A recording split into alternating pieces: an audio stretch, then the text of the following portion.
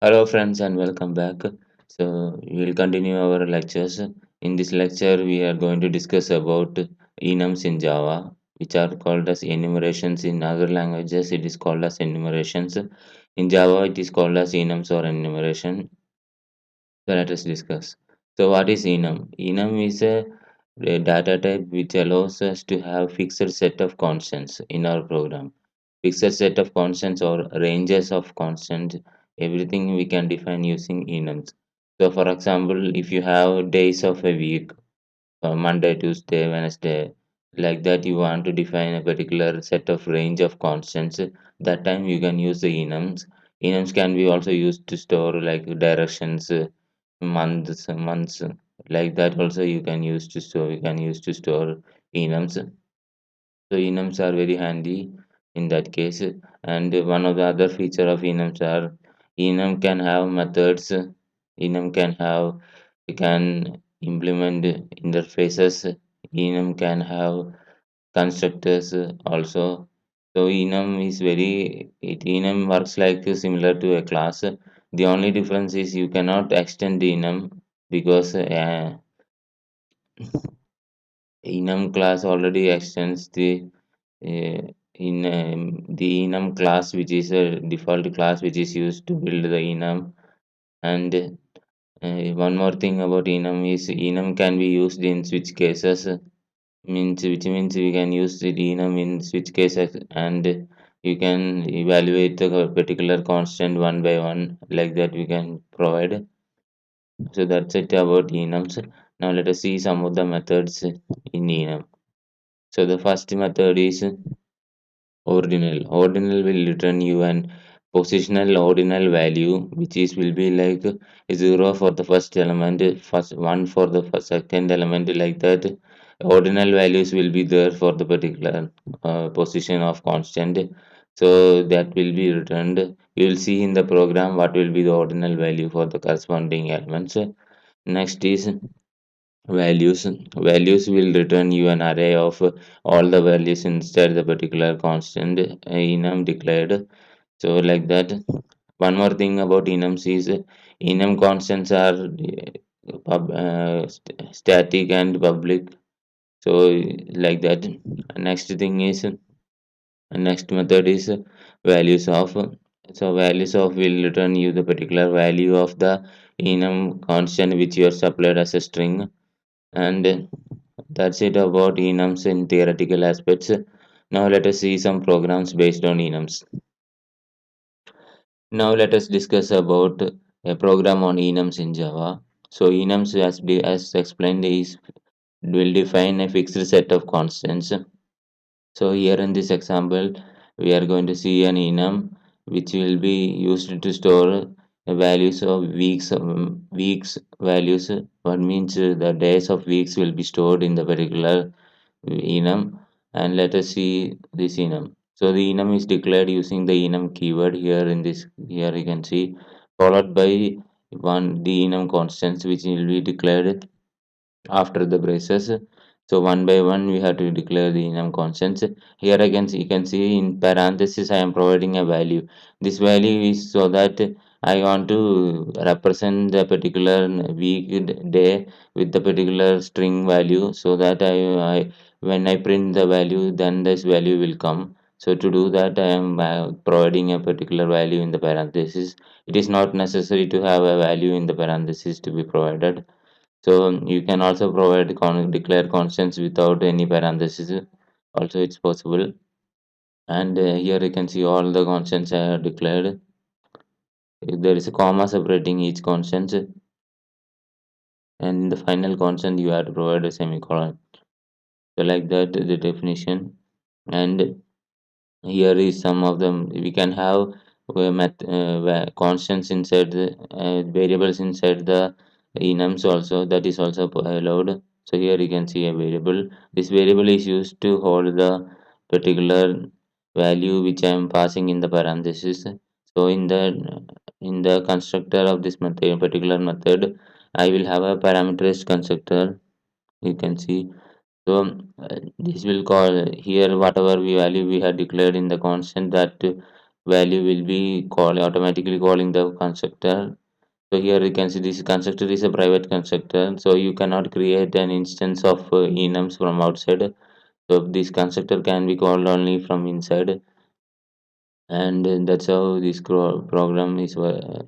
This part of the code is here. I'm printing the day, printing the value using the toString method down below. The toString method is a method which is present in the object class. So I have to in a enum class will indirectly inherit the object class. So I have to provide the override the particular toString method so that I can provide my own string implementation of the particular class. So let us see the main method to see how I am invoking each method. So we are in the main method of this program. So in the main method, I am creating defining a constant here and checking the value ordinal method values of method, and finally I will use an array to hold the values array, and using an enhanced for loop I will iterate through each value in the array. So like that I will iterate. So this is how all the enum methods which are present in the enum class. Let us see the output of this program. Here you can see the output as came. The ordinal value is getting printed. Values of is printing the particular constant string representation. So here you can see the values array is printing with each values one by one. So here is all the days of the week. So like this scenarios we can use enums. So enums are used to store fixed set of constants or ranges in Java. Let us see another program based on enums. Now in this program we are going to see how we can implement enums in Java using in switch case, as well as we will use methods in enums in this program. So let us start. So in this program, we are using to going to implement a football league in using enums. So in that football league, there are teams.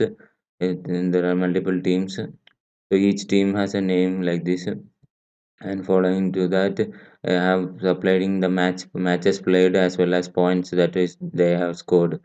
So that is the uh, constants which are I'm going to declare in the enums. So one by one, I declared each team and its value. So after that, I am declaring two variables to hold the particular matches played and points value. And in the constructor, I am initializing these values. And after that, in the toString in the and there is no toString method. We are providing a status method to print the status of the particular team. One by one, it will print one value. It will print. Now let us see the code for here. Here I am printing the status like has played this much matches and they got this much points. So like that I am printing out. Now let us see the main method of this program. So here is the main method. So in the main method, I am calling the status method first, so that for a particular constant I will call the status. So you can have methods inside enums, and you can have variables also inside enums. And one more thing to notice about enums, when you create enum, you can in Eclipse, you have to right click on the package and go to new enums. Like that you can create enums.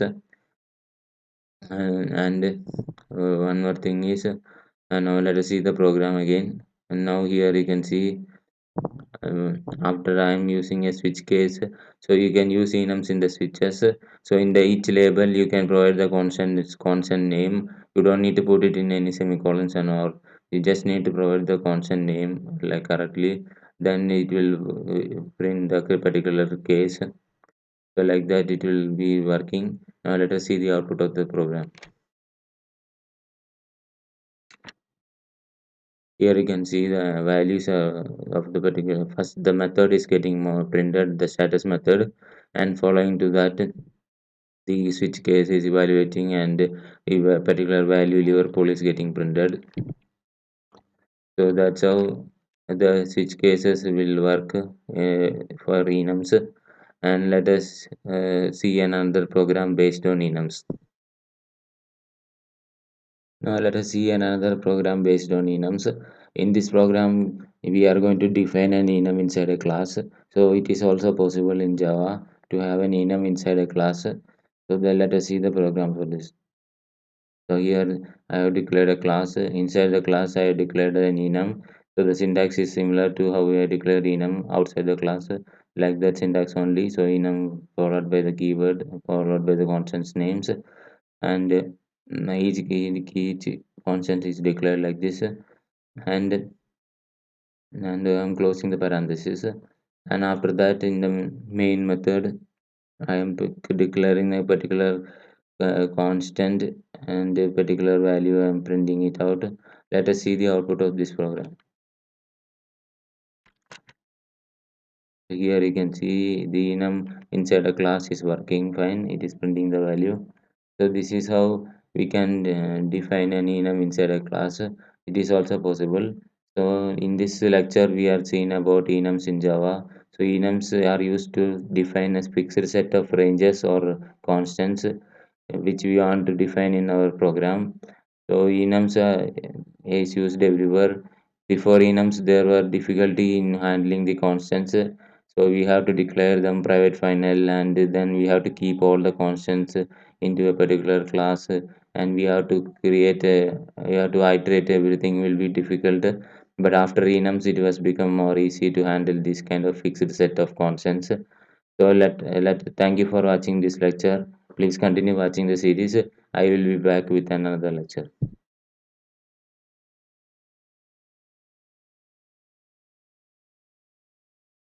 Hello friends, welcome back to the series of lectures.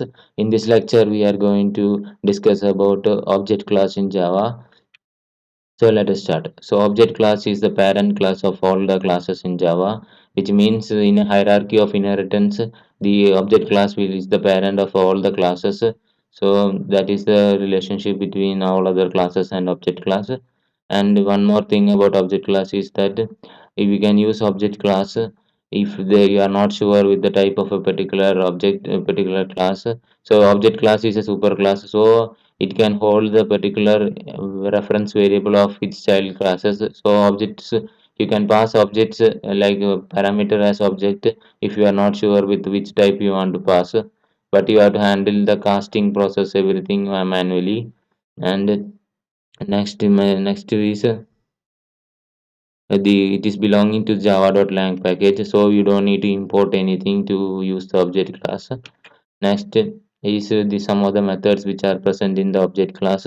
So the first method is get class method. So get class method will return you a class object which will be an object which consists of methods, metadata, and all other information about the particular class, which is used to modify the runtime behavior of the class, and it is used in reflection API. So let us we will discuss about this get class when the reflection API lesson will come.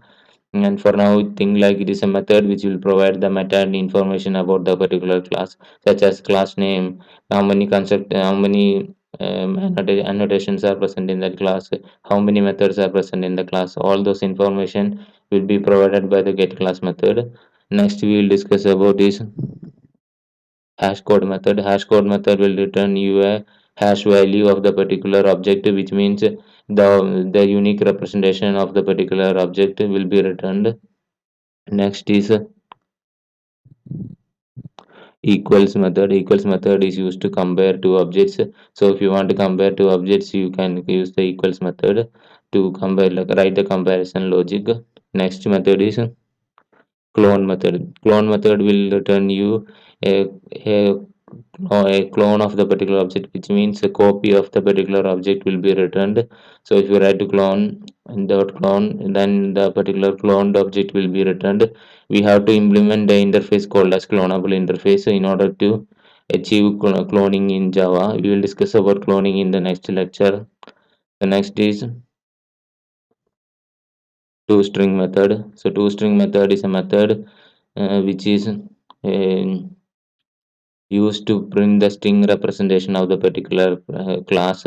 So if a class has some unique representation you want to provide as a string, when you use the system dot out of println and all of the statements where you are printing the particular string, the particular class directly, at that time the string representation will be coming.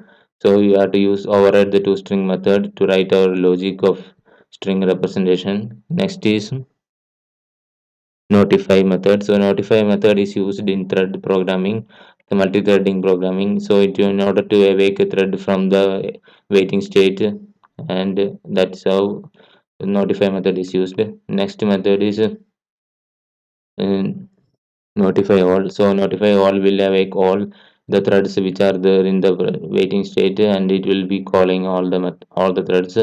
Next is wait.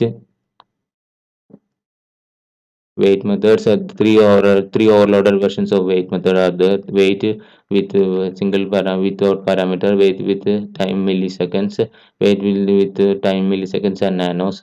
All these three methods are used to send a particular thread into a waiting state, so where it will be waiting for a particular amount of time. Next method is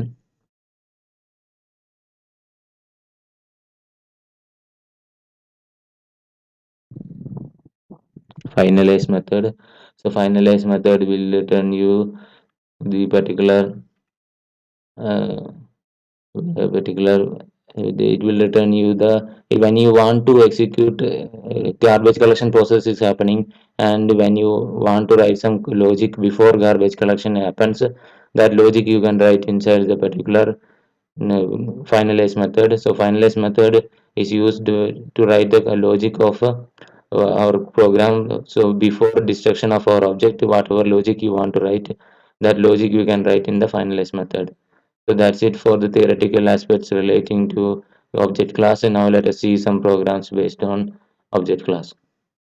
Now let us see a program based on object class in Java. So in this program we are going to see through all the methods which are present in the object class. One by one we will see. So let us start. So here is a student object with ID and name, and in this I'm declaring a constructor to hold the particular values, to initialize the values. And the next method is the toString method I am overriding and write and printing out the particular values. This will return you a string representation of the particular class. So if when you do system.out.println, at that time this toString method will be invoked automatically. Next method is hash code method. Hash code will method, here you can see this is an generated hash code for me.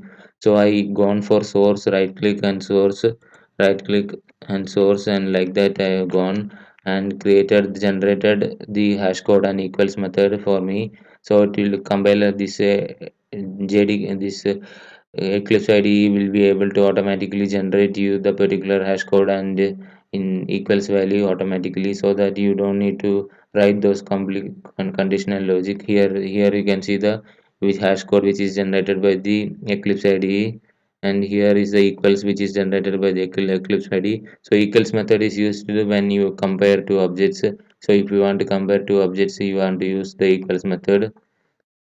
And here is the logic, you can see get class method, every method is getting invoked, and then they are using it in if conditions and checking for each whether the particular value is equal. So and these like these conditional logics we have to write if you want to write inside the equals method. Next is the finalize method. So in the finalize method, before garbage collection, whatever the statement which you want to execute, that statement you can provide in the finalize method. Now let us see the main method of this program. So we are in the main method. So in the main method I am creating objects and calling the toString and hash code methods, and after that I am creating another object, so that I want to be able to check the equals method whether it is working or not. So here I am giving a different value. So let us see whether in the output the value will be false or not. Next is the finalize method I want to invoke. So the before invoking finalize method, there is a method called as system.gc. this will belong to the system class. So this is a hint to particular garbage collector to start executing. So this is not, we are not sure whether this garbage collection process will trigger or not, but we can use this system.gc to gc to provide the hint for the particular garbage collector to start the garbage collection process. And let us see the output of this program.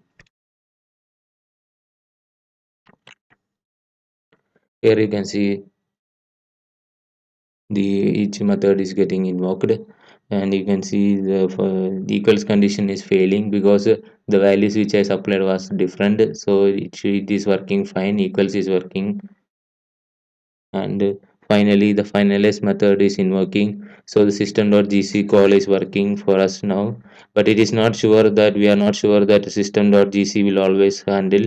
So garbage collection is a unique process in java in which the memory will be recovered from the live objects. So that's it for this lecture. In this lecture, we have seen about object class and its various methods. Each methods we have discovered what are the functionality of each methods. Some other methods are also there like wait, notify, and these are belonging to the instance of thread class. So when before understanding threads, we cannot understand these methods.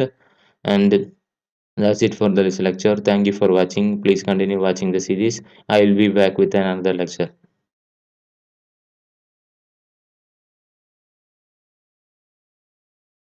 Hello friends and welcome back to another lecture. In this lecture we are going to discuss about cloning of objects. Let us start. So cloning of object is a process by which a exact copy of an object is created. So if you want to create a copy of object, you have to create a new object by creating the new key using the new keyword and create a new object with all the specified values which are present in the previous object. You have to copy all the values to the new object, so like that copy feature we can do without cloning. So with cloning, the exact copy you can create very fast by just using one single method using object dot clone. If you write, then the cloned object will be returned. And now let us see some other features of cloning. So cloning is done in Java by implementing the clonable interface. So clonable interface is an interface which allows the cloning process.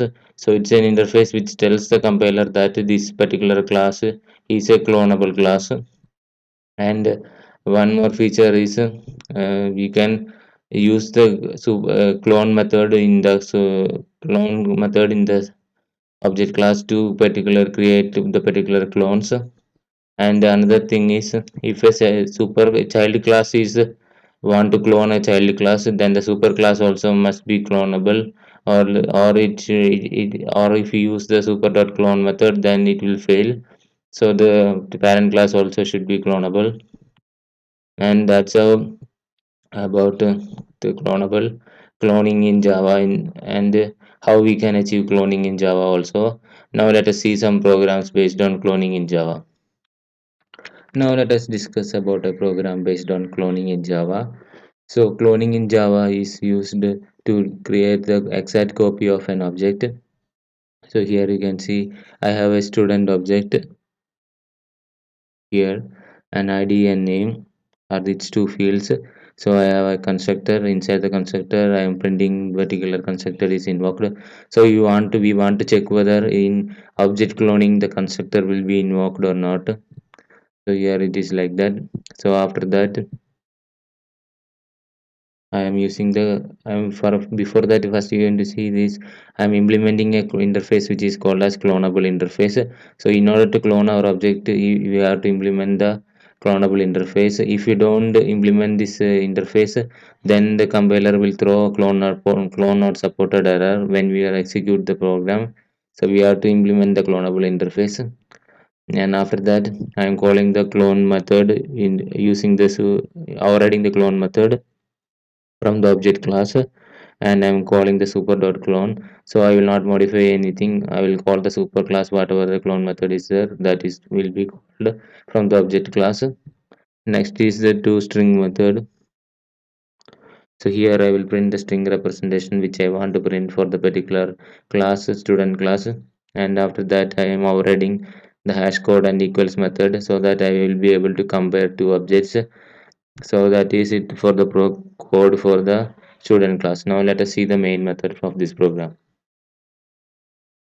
So we are inside the main method. So in the main method, you can see I have created a student object. After that, you can see a specified block called as try catch block. So this is used for exception handling in Java. So here there is a chance of exception called as clone not supported exception. So we have to handle that particular exception. So by using a try block, you can handle the exception. You can also use a throws or a throw keyword to handle the exception. We will discuss about exception handling in the next section. And and then let us go through this program. And here you can see I am created another using the clone method of the particular student object. I am cloning the object, and after that I am using the equal printing the values of the both one, so that I will get the particular string values. And after that I am using the equals method to check whether the both objects are equals after cloning. Now let us see the output of this program. So here you can see the output as came. So the objects are getting, both the objects are having the same values, and the equals method is returning true. So that is it for the output of this program. So in this lecture we are seeing about cloning in Java. So here one more thing to notice here is constructor will not get invoked when you clone the object.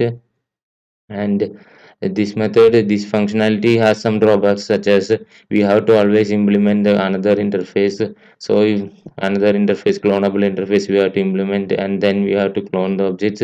So this is a little complex process, but we can implement it to avoid having code to copy the objects manually. So that is it for this lecture. Thank you for watching. I will come back with another lecture.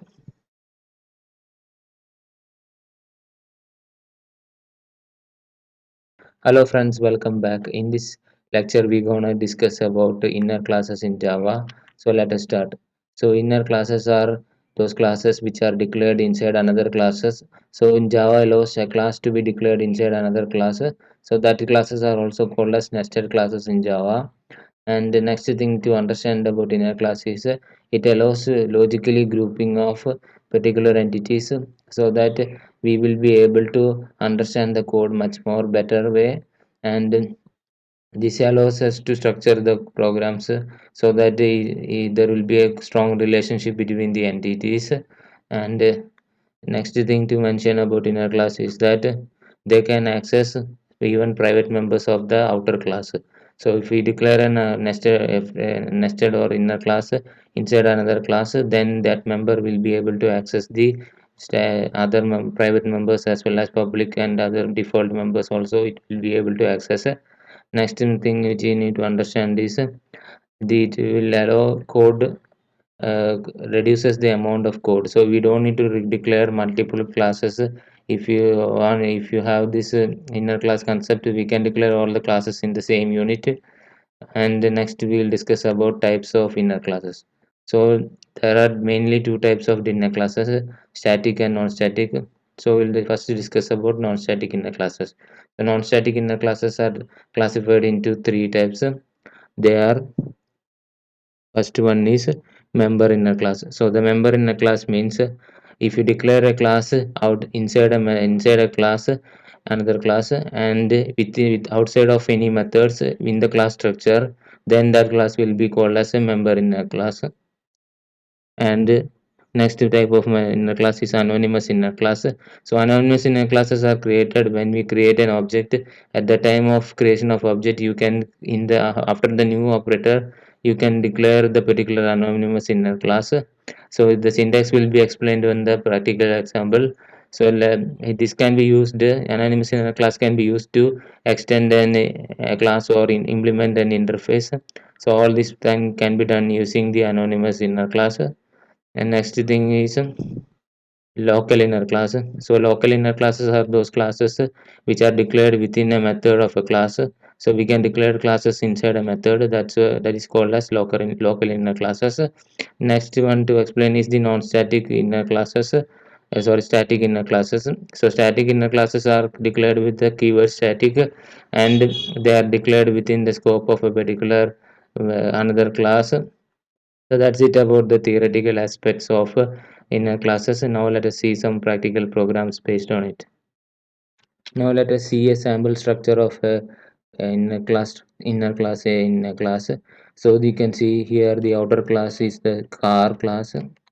So the car class will have objects, and it has an another inner class which is a non-static inner class engine. So this will be a non-static inner class, and another class which is having inside the particular class body is the music system class.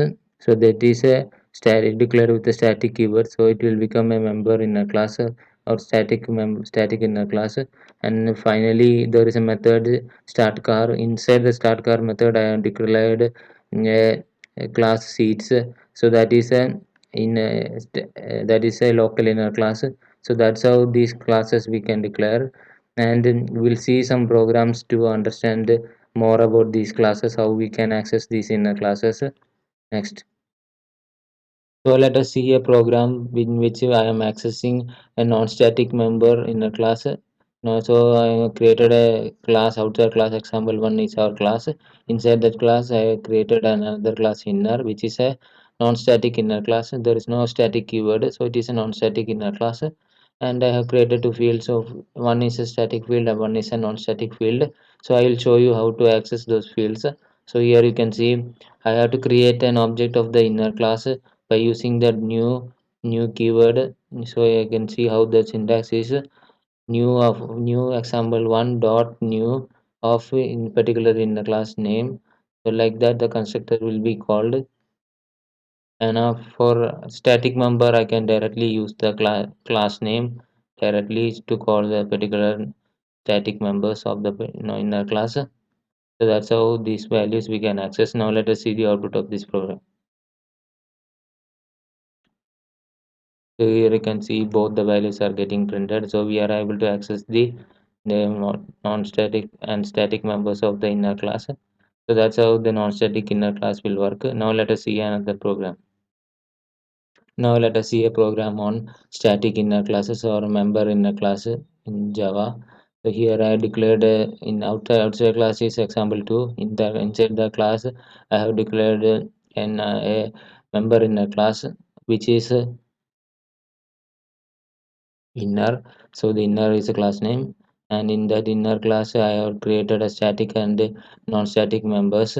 And finally in the main method, let us see the main method. So in the main method I am directly able to create the object of the inner class. So we can create static inner class can be accessed directly without any dot operator. We can directly access it, and I can able to create the new object. So in the non-static we see now we have to use the other class and dot, like that we have to use. Here we can directly use it, and we can access the static members in the static way by using the class name, and we can access the non-static members like by creating object and then calling the particular value. Now let us see the output of this program.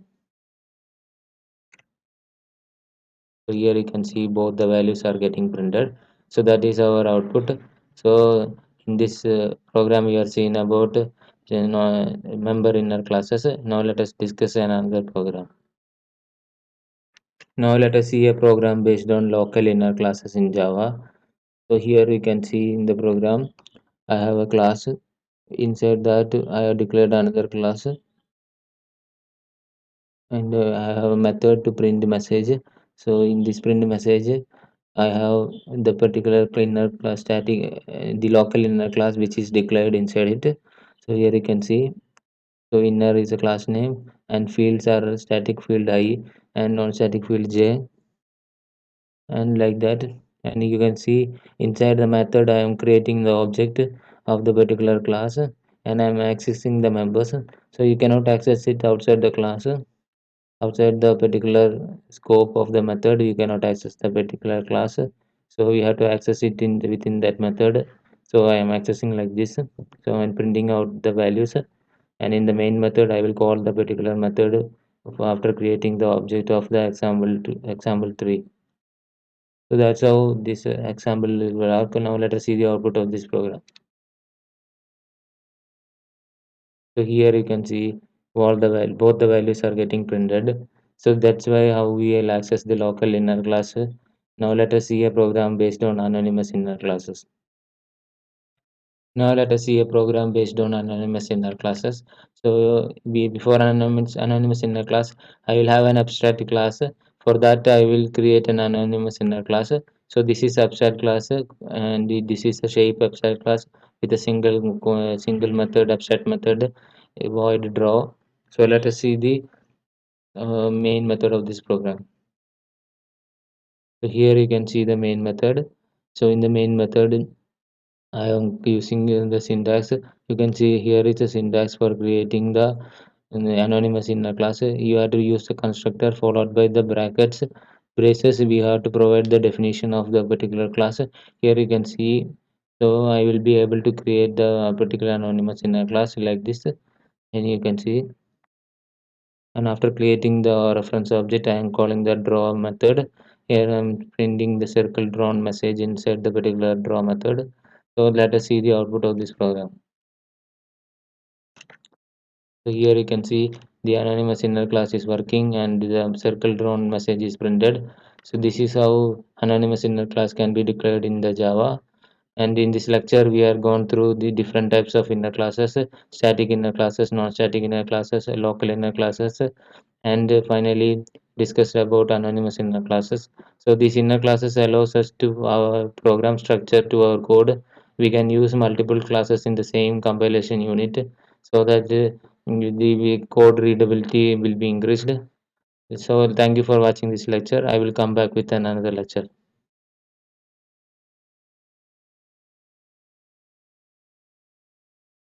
Hello friends and welcome back. In this lecture, we are going to see about the date APIs in Java. So date APIs are used to handle the dates in Java. So let us start. So date API, there are different versions of a date API. So the old version is the old date API, which belongs to the java.util package. So in that there is a date class, which will we can use the there are methods in the date class and the constructors for the date class also. Let us see the constructors for the date class. So here you can see that the constructor without no arguments. So default constructor, and the next one is the constructor with the long time in milliseconds.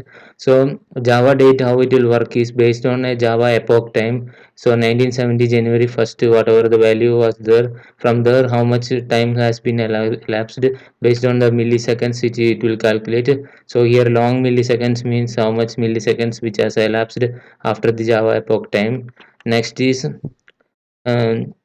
the date old APIs methods. So we'll discuss about some of the methods in the old API. So the first one is the after method. So after we'll check whether a particular date is after a particular date. So we can pass the dates and check it. And before we'll do the same. Before it will check whether a date is before a particular date. And next method is compare to. Compare to will compare between the two dates and return the value. Return a value specifying the whether it is equal to or greater than or less than the particular date. And next method is get time and set time. So get time will get the particular time in milliseconds. Set time you can be able to set the particular time. Next we will see the new Java API, Java date API, which is available in the java.time package, which was introduced in Java 8. So it has a lot of features and a lot of classes there in the new API. So we will explain one by one in the program. So now let us see some of the classes. The first one is the instant will give the particular instance of a particular date. So if instant we will call, then you will get a particular instant. We will see in the program to understand more. Now let us discuss about duration. Duration is the time elapsed between two events. So you will get the particular duration between two events. You can able to calculate using duration. And next is the local date, local time and local date time. So all these classes are similar in structure. They will specify the local date and the local time and the local date time respectively. And finally we will discuss about a datetime formatter. So datetime formatter is a class which allows formatting of the particular dates according to our requirements. So we can pass the particular date whatever the format you want to give.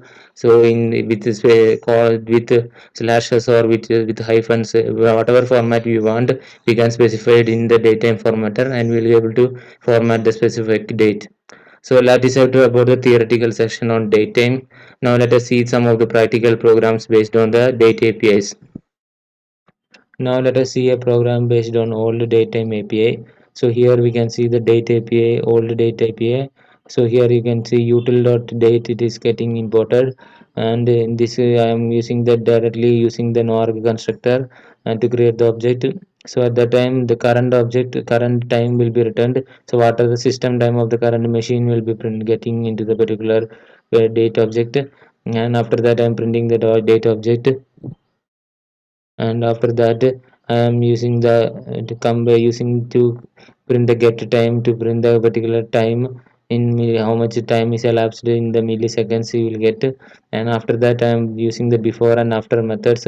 In that I am passing the constructor, I will pass the long value for which it will be able to convert the particular time. This will directly get the java epoch time, which is the zero value for the particular long milliseconds. So let us see the output of this program. Here you can see the output. So the date is printed correctly, and other details are getting printed, and the before and after methods are getting printed also. So that's it for the output. So let us see another program based on the datetime. Now let us see the program based on the new datetime API. So here you can see the date API. Here it is instant method, instant class I am using. So here you can see the instant class how I am initializing is using the static method now. So now we'll return the particular current whatever the time is there, that will be returned. And then there is no new operator, directly we can use the static method now. And after that I am printing the values of the particular the instant. And after that I am using the before and after methods of the particular instant. And finally I am using the minus millis method in the particular in instant class which is available. So let us see the output of this program. So here you can see the values of instant is getting printed, and before and after is also getting evaluated.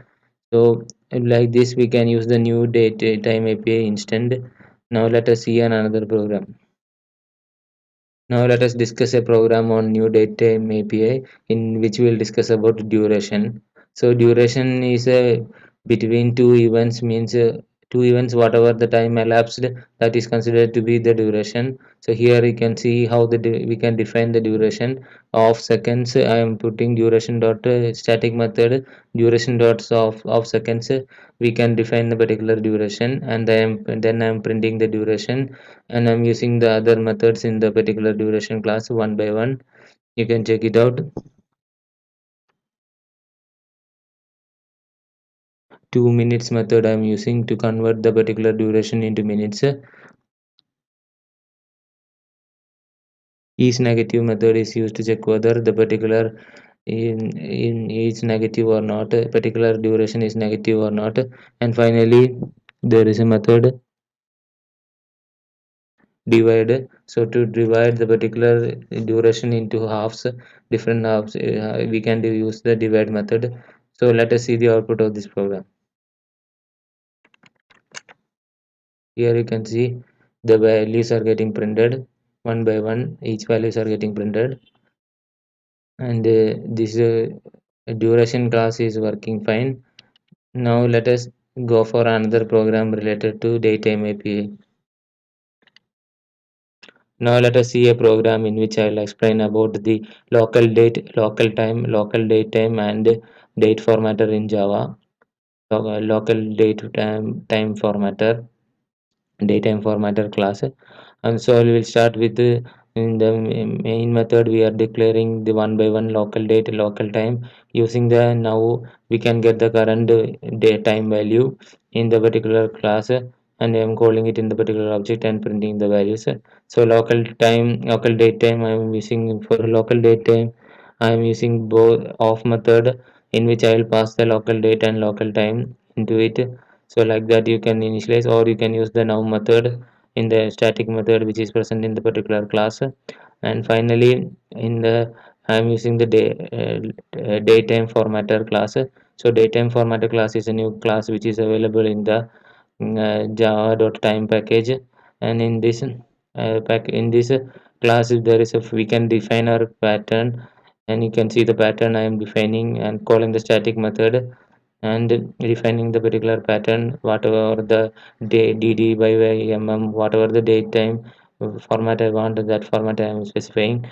And finally I am using the local datetime dot format method. So format method will format according to the specified datetime formatter whatever is been specified.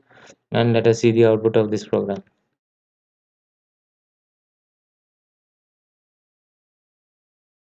So here you can see the output.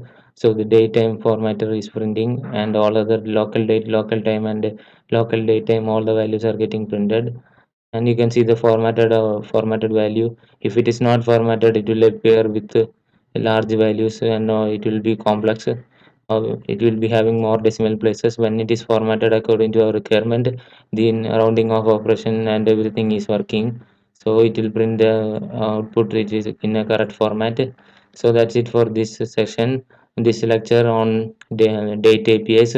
We have seen in this lecture about old and new datetime APIs. So both date and time has been enhanced in the 8 Java 8 version 8, and after that version we are still using the same datetime formatter, datetime APIs. So thank you for watching this lecture. Please continue watching the series.